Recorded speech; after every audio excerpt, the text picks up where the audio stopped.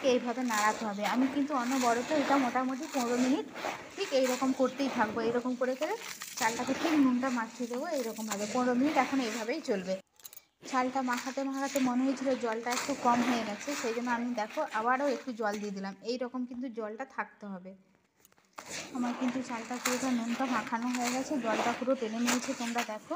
এবারে যে খুব অল্প জল আছে, জলটা চালটাকে আমি এবারে এখানে এইরকম করে এইভাবে ঠিক গুছিয়ে গুছিয়ে একদম চালটা পুরো নুন জল একদম রেডি হয়ে গেছে।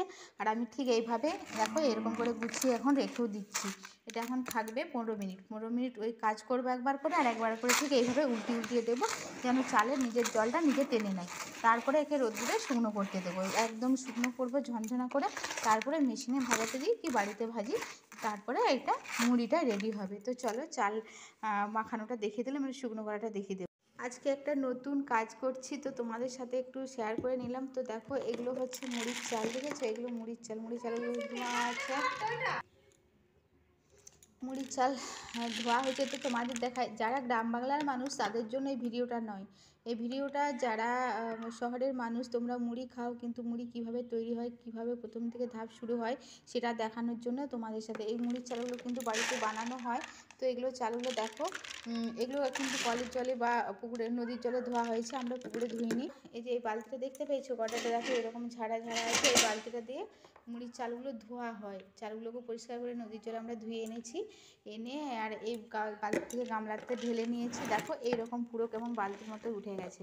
তো এখন এই চালটা আমি একটু এরকম করে করে ভেঙে নিচ্ছি, এইভাবে ভেঙে নিচ্ছি চালটা। দেখো এইরকম করে করে ভেঙে নিয়েছি। এখন পুরোপুরি শুকনো ঝুরঝুরে লাগছে না, এটা কিন্তু পুরো জল দিয়ে একদম ভিজিয়ে দিতে হবে।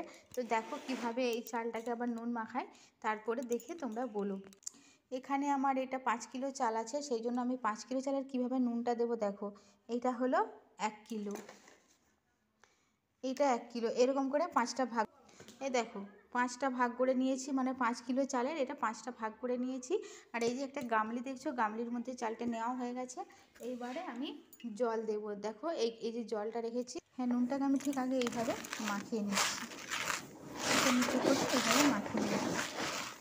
এবার আমি জল দিচ্ছি, কিছুটা জল দিয়ে দিলাম, অনেকটা বেশ অনেকটা জল দিই। এটা হলো খাবার সোডা, অল্প একটু খাবার সোডা দিয়ে দিলাম।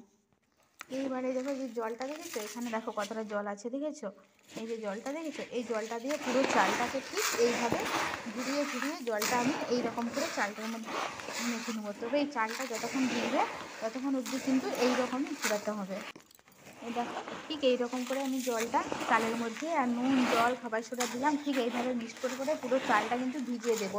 তো আবারও বলবো, এই ভিডিওটা কিন্তু কোনো গ্রামের মানুষদের জন্য নয়, গ্রামের মেয়েরা সবাই জানে।